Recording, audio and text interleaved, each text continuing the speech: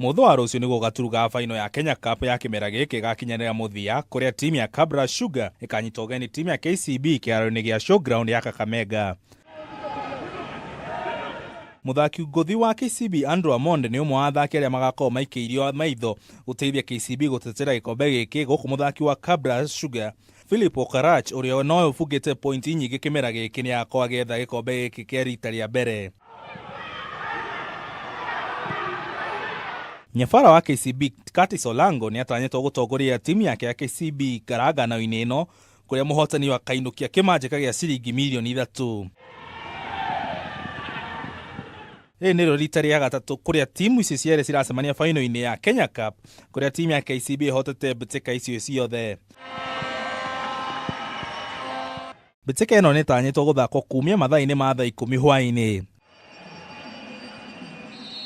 Gĩbota metha ya mathako Kameme TV ni Dara wa Gateri.